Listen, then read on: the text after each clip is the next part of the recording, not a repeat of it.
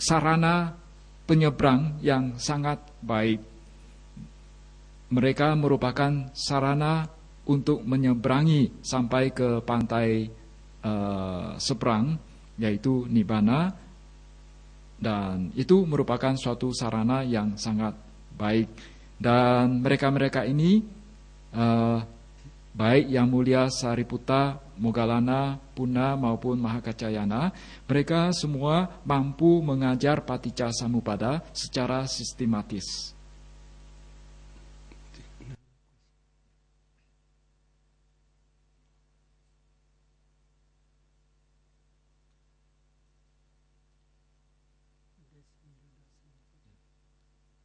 Pertanyaan berikut, next question.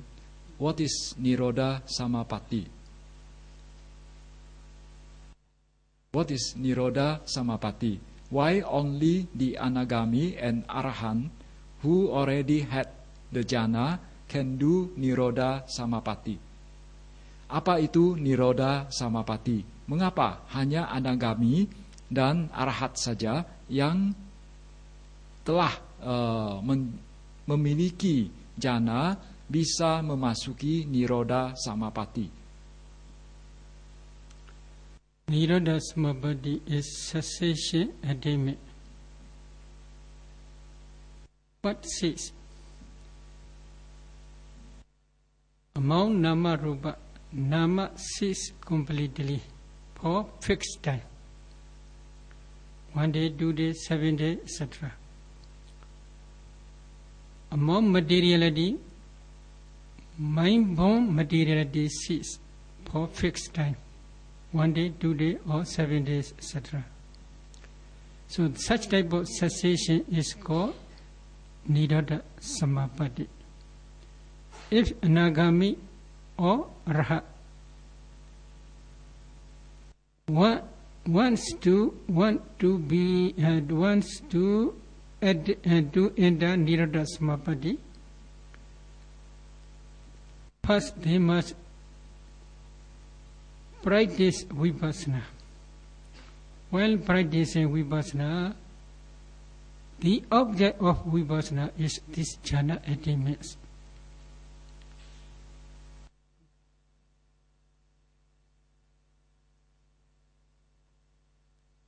Apa itu Nirodha Samapatti? Nirodha Samapatti adalah suatu pencapaian di mana berakhirnya berbagai fenomena mental dalam jangka waktu tertentu, entah itu 1 hari, 2 hari, 3 hari, atau beberapa hari. Bagi seseorang yang sudah mencapai Anagami atau Arahat, apabila dia ingin memasuki Nirodha Samapatti, maka dia harus mempraktikkan Vipassana. Pada saat itu objeknya adalah pencapaian jhana. When they enter Nirodha Samapatti, the reason is they begin bored. They have a lot of disenchantment. Why? In Saddha Thana Kusala Sutta of Khanda Sanyutta, Buddha says, permanent dwelling place of Arahats, Saddhata Vihara. What is the permanent dwelling place of Arahats? They always dwell a nature or dukkha or another nature of 5 aggregates, dependent origination patterns, 12 visas, 18 elements, etc. So they always see anicca, dukkha, and anatta. But they had no opportunity to attain final cessation, Parinibbana, because their lifespan is still exists. Because of this reason, if they always see this nature, dukkha, anatta, day and night, so they begin bored, and they begin disenchantment. Because of this reason, temporarily they want to attain final cessation, Nirodha stage. Because of this reason, they enter Nirodha Samapatti, cessation attainment. Mengapa seseorang ingin mencapai Nirodha Samapatti? Karena dia sudah bosan, dia sudah muak terhadap kehidupan yang ada saat ini. Di dalam sebuah sutta yang ada di dalam Khanda Samyutta, Sang Buddha ada mengatakan kediaman permanen bagi seorang arahat atau satata wihara. Permanent dwelling place. Ya. Satata wihara bagi seorang arahat adalah Nirodha, the permanent dwelling place.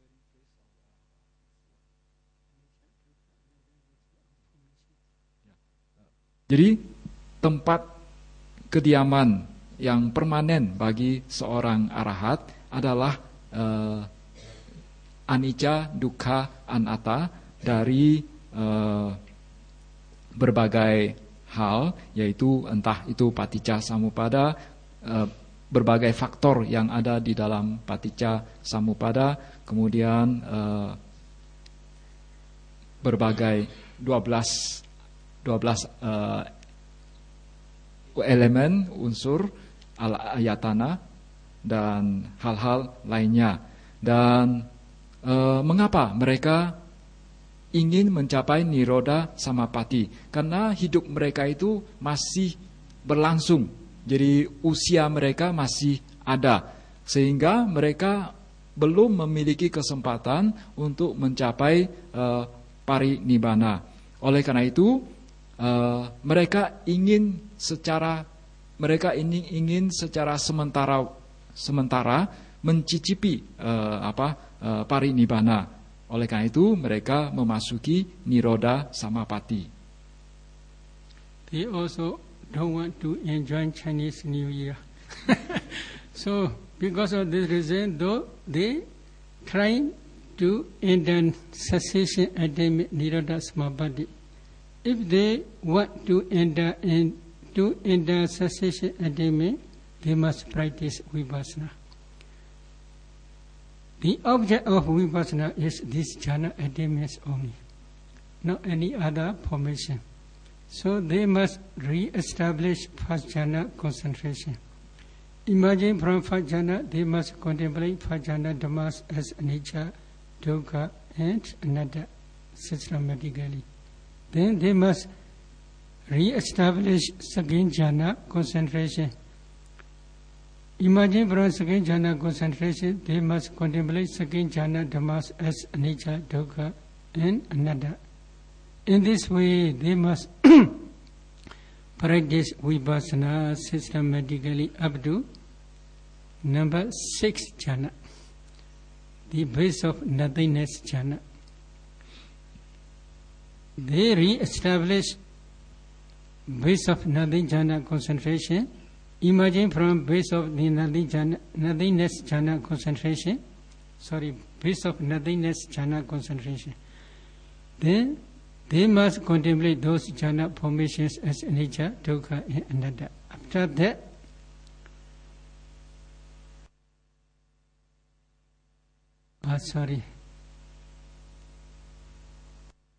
the number 6 is the base of boundless consciousness jhana. Imagine they must re-establish this number 6 jhana, base of boundless jhana. Base of boundless consciousness jhana. Imagine from that jhana they must contemplate those jhana dhammas as anicca, dukkha, and anatta. Then they should re-establish number 7 jhana, the base of nothingness jhana. Emerging from the base of nothingness jhana, they must do 4 types of determination. If Sangha wants to see me emerge from this cessation attainment, this one. Then if Buddha wants to see me quickly emerge from this cessation, may quickly emerge from this cessation attainment. And then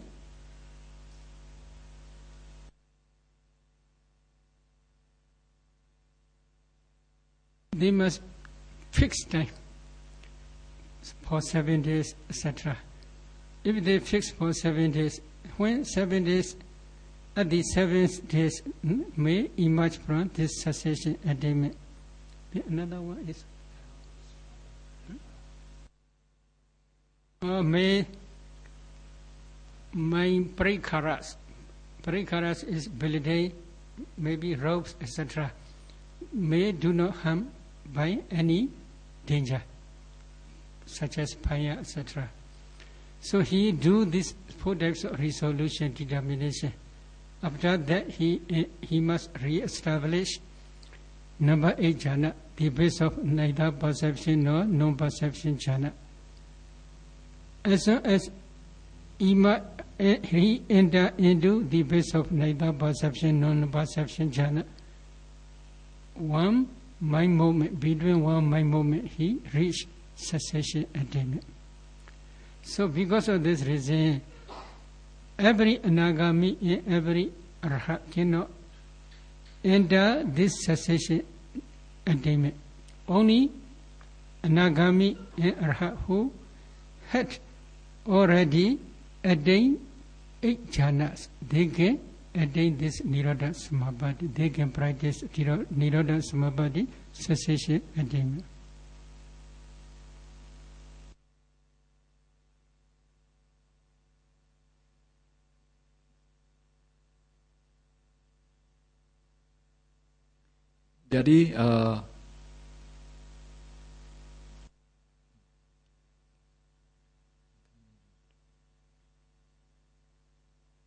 Jadi bagi seseorang yang ingin memasuki Nirodha Samapatti, dia harus mempraktikkan Vipassana, di mana objeknya itu adalah pencapaian jhana. Jadi pertama-tama dia harus memasuki jhana yang pertama, kemudian dia melihat jhana dhamma yang ada, kemudian keluar dari jhana pertama, dia mencoba untuk melihat jhana dhamma secara sistematis dalam aspek anicca, dukkha, dan anatta. Kemudian dia memasuki jhana yang kedua, kemudian keluar dari sana, keluar dari jhana yang kedua, dia merenungkan jhana dhamma yang ada. Demikian seterusnya sampai ke jhana ke-6, yaitu di mana jhana ke-6 itu adalah jhana berlandasan kesadaran yang tidak terbatas. Kemudian keluar dari sana, dari jhana ke-6 tersebut, lantas dia seyogianya merenungkan jhana dhamma, melihat sifat anicca, dukkha, dan anattanya. Kemudian dia masuk lagi ke jhana ke-7, yaitu landasan ketiadaan, landasan kekosongan. Dan pada saat itu dia seyogianya melakukan 4 adithana. Yang pertama adalah apabila sangga ingin bertemu dengan saya, maka saya seyogianya bisa segera keluar dari kondisi demikian, keadaan jhana demikian. Apabila Sang Buddha ingin bertemu dengan saya mampu keluar dari keadaan jhana demikian. Yang adithana yang ketiga adalah saya seyogianya berada dalam kondisi demikian dalam jangka waktu tertentu. Setelah itu mampu keluar dari keadaan demikian. Misalnya saya memasuki keadaan demikian dalam jangka waktu 7 hari. Kemudian adithana yang keempat adalah semoga perlengkapan hidup milik saya tidak berada dalam ancaman, misalnya terbakar atau hanyut dalam banjir. Kemudian setelah itu dia seyogianya memasuki jana ke-8, yaitu memasuki jana yang berlandaskan tiada persepsi pun bukan tanpa persepsi. Dan dalam jangka waktu satu cittakhana, satu momen batin, dia akan memasuki nirodha samapatti. Jadi hanya para anagami dan arahat yang sudah mampu mencapai jana ke-8 baru bisa memasuki nirodha samapatti demikian. Another question.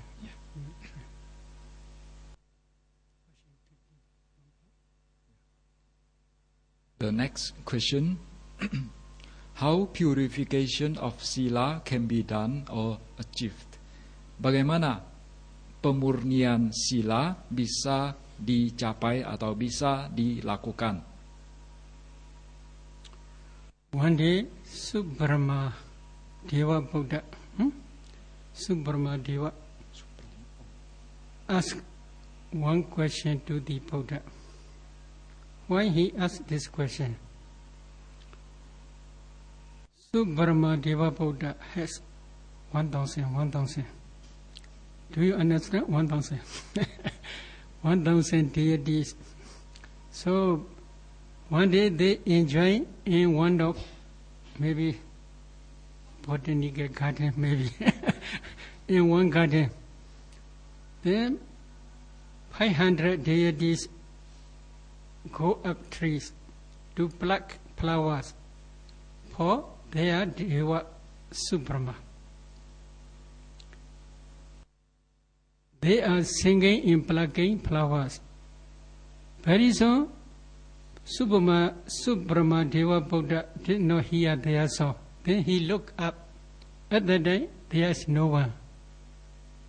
Where are they going? He reflected. He saw they dying and reborn in hell. 500 deities. Oh. Then he reflected his own body as well as another 500 deities. They will also in the same way will go down to the hell after 7 days. He had a lot. What? A lot what? Afraid. If you have such type of afraid, very good. So he quickly came down to the Buddha and asked one question. How we should suppress such type of afraid? Buddha says one stanza. I want to explain this stanza only. Ninyadara bhoja tapasa ninyadendriya samvara ninyadara sabha nisega suti pasami panina. What is the meaning? Without bright design, 7 bhojangas and noble eightfold path are same. Without bright design, 7 bhojangas. Without controlling 6 controlling faculties. 6 faculties. And without relinquishing all defilements, I cannot see the happiness of any being, happiness of beings.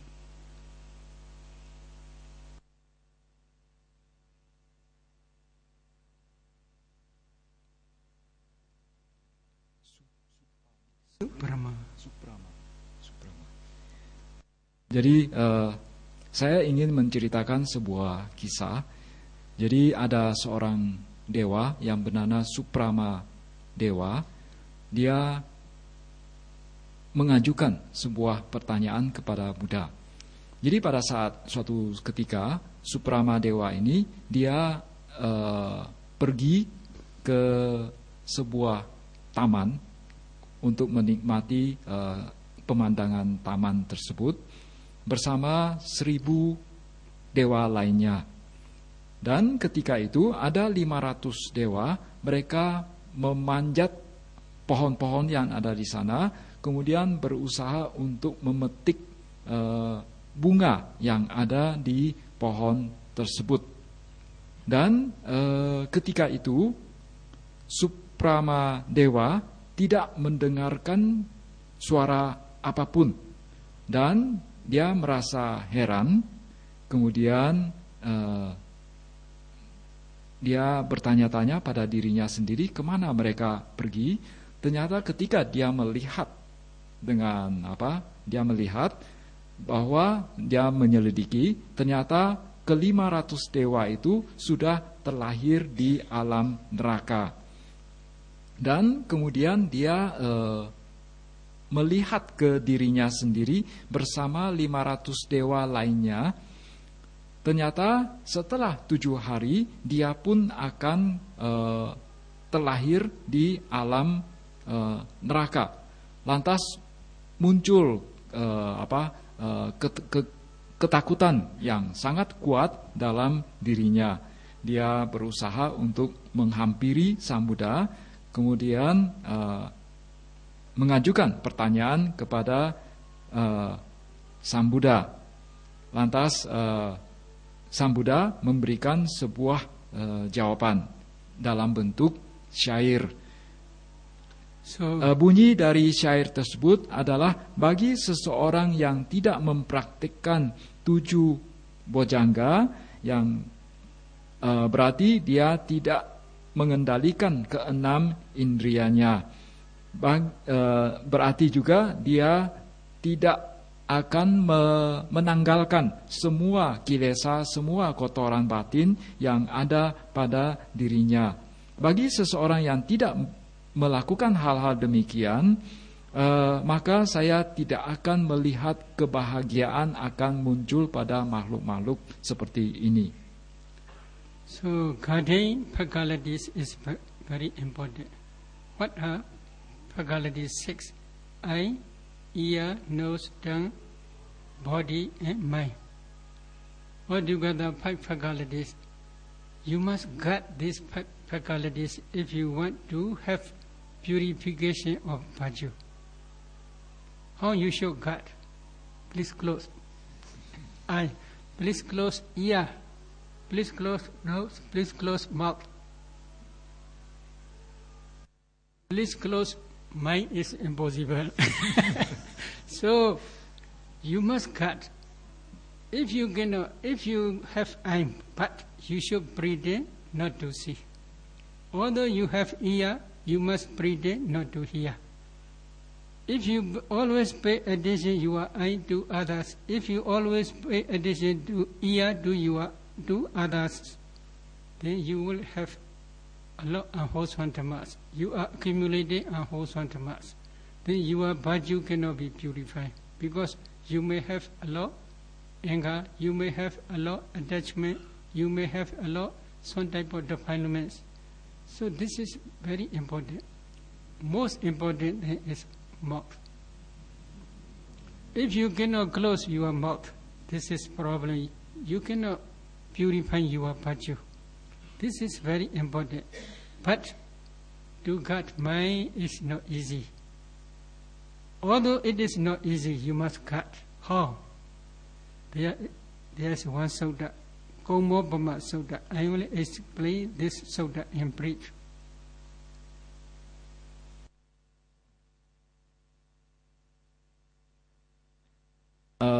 Jadi keenam indria ini sangat penting.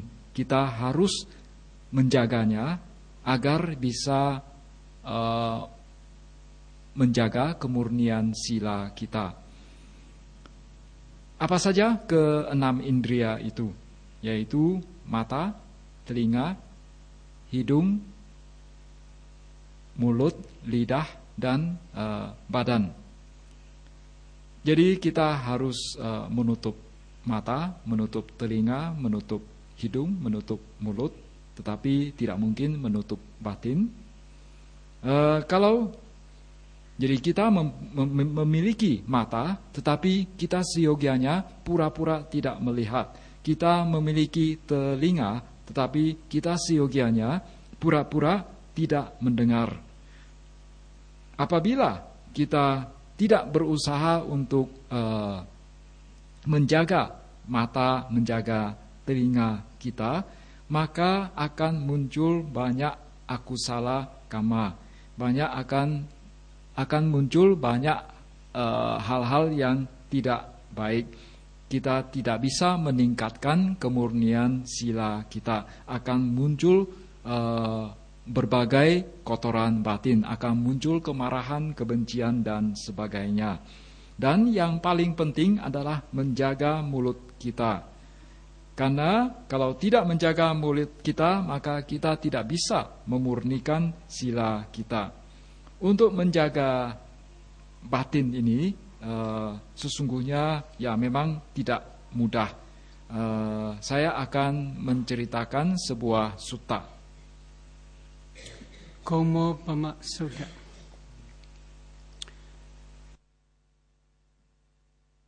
Similarity,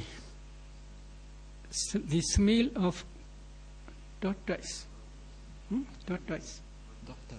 Tortoise. Tetap. Ya.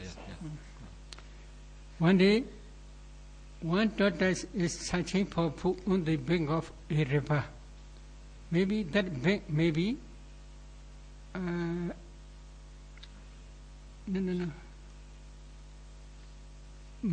sand bank.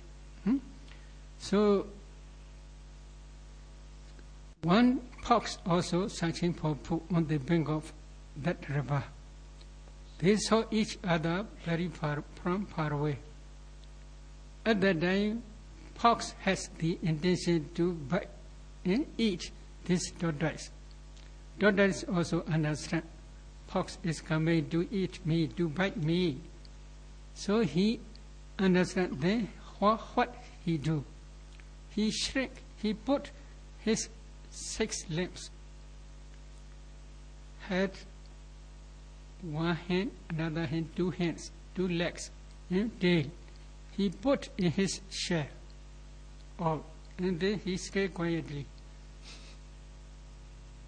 Do you understand? Very good.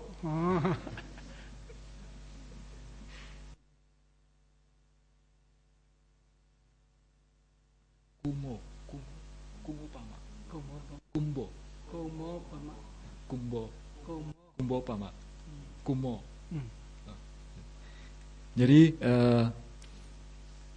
Jadi nama sutta itu adalah Kumo Pama Sutta, dan secara harafiah berarti perumpamaan seekor sutta tentang perumpamaan seekor kura-kura.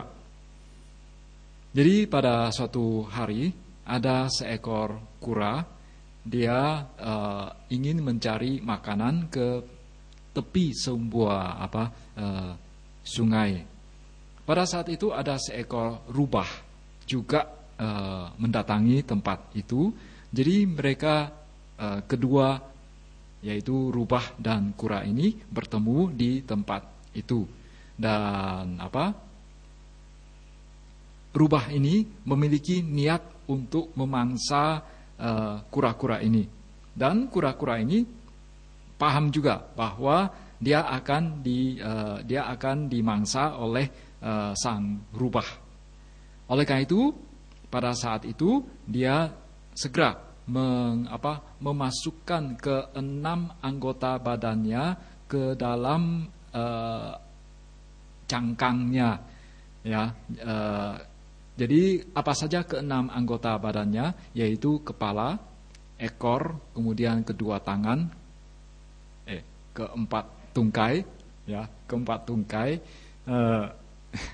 dia memasukkannya ke dalam cangkangnya dan dia hanya berdiam begitu saja. Jadi kalian paham kan? Jadi kalau kita bisa melakukannya seperti itu akan sangat baik. Pork also sit nearby the tortoise, waiting for chance to eat the tortoise. Tortoise also understand. He is waiting for me. So he never put his limbs outside the shell. Fox wait for a long time. Slowly fox became bold. Then he left. In the same way, because fox is defilements. Defilements are attachment, anger, hatred, envy, jealousy, etc. All defilements. These defilements are similar to fox. If you want not to be bitten by this defilement fox, you must guard your 6 limbs, and you must put your 6 limbs in your shell. What is shell? Shell is samatha and vipassana shell. You must put your mind always inside your samatha vipassana shell. If you are practicing samatha, then you must put your mind in your samatha meditation object. If you are practicing vipassana, you must always put your mind on your vipassana meditation object. If you do in this way, you are guarding your mind, not to be biting from defilement fox. So, if you want to purify your virtue, this is very important. You must practice samatha and vipassana diligently, and you must always put your mind in your meditation object. On your meditation object. At that time only defilements will not visit to your mind. At that time only your virtue will be purified. Because Putujana Sila, worldly beings Sila is not permanent. They observe 5 precepts. They undertake 5 precepts, it is true. Or they observe, or they undertake 10 precepts, it is true. But it depends on their own mind. If they want to break down, to break one sila, then that sila is spoiled. Spoiled means biting by defilements. This sila was biting by defilements. Because of this reason, that sila is not pure. Depend on their mind. Because of this reason, to purify their sila, they must put always their mind on their meditation object. When they are practicing samatha, they must put their mind on the samatha meditation object. When they are practicing vipassana, they must always put their mind on their vipassana meditation object. At that time only their mind can be purified. When their mind purified, at that time their body also purified.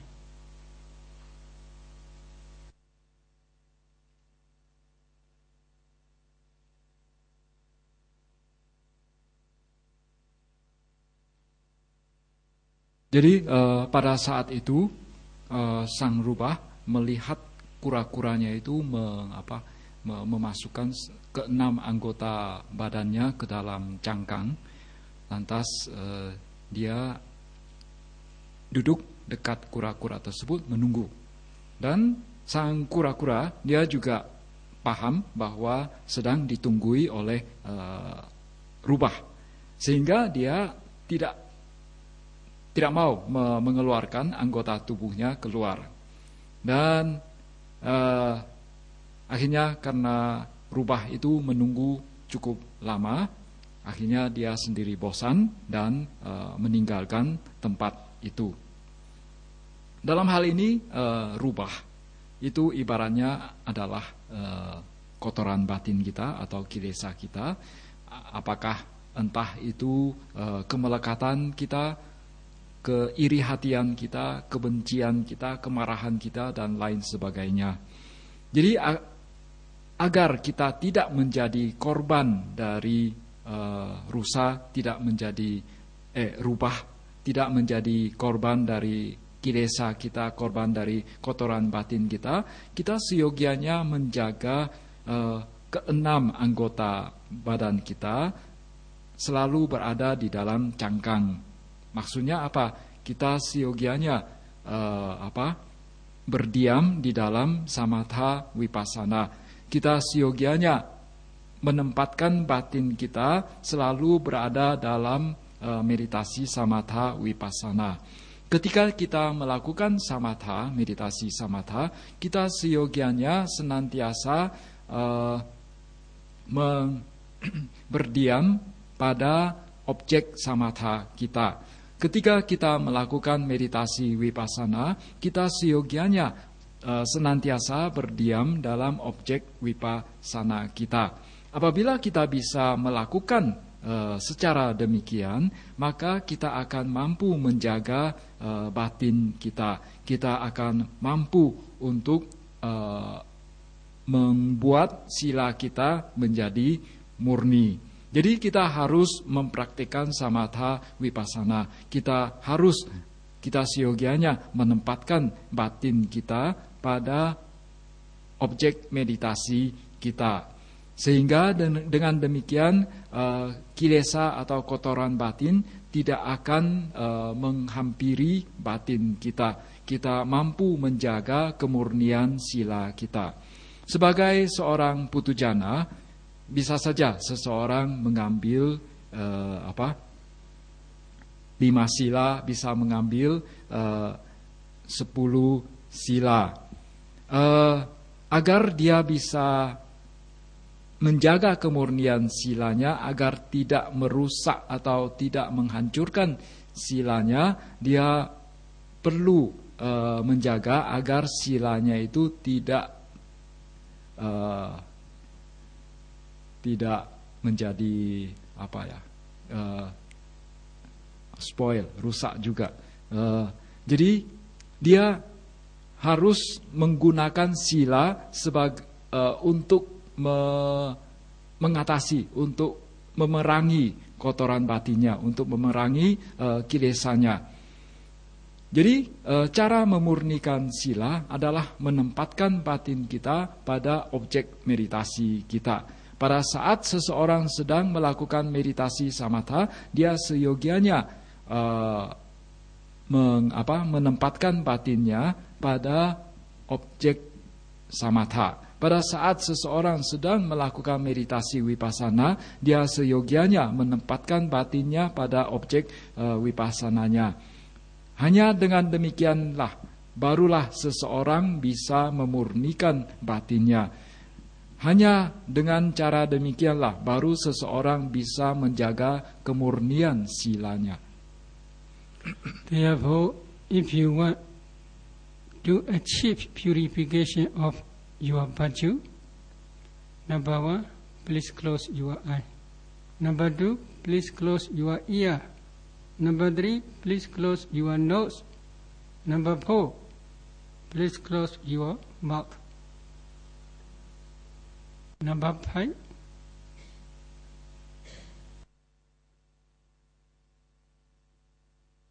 please remove homesick, not to go back, because bodily sensation also very dangerous. Then number 6, please cut your mind by putting your mind on your meditation object, samatha object, and vipassana object. At that time, you will achieve purification of your virtue. Jadi apabila seseorang ingin mencapai, ingin berhasil dalam kemurnian sila, ingin berhasil memurnikan silanya, menjaga kemurnian silanya, maka dia harus menutup matanya, harus menutup telinganya, harus menutup hidungnya, harus menutup mulutnya. Dia harus menyingkirkan kerinduan akan rumah, karena sensasi jasmani sangat berbahaya. Dia juga harus menjaga batinnya. Jadi dia harus menempatkan batinnya pada objek meditasinya.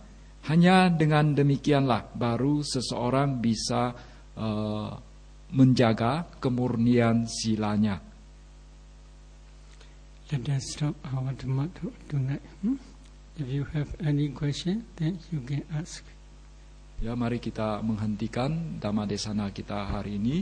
Apabila kalian memiliki pertanyaan yang berhubungan dengan jawaban yang baru diberikan pada hari ini, silakan mengajukannya.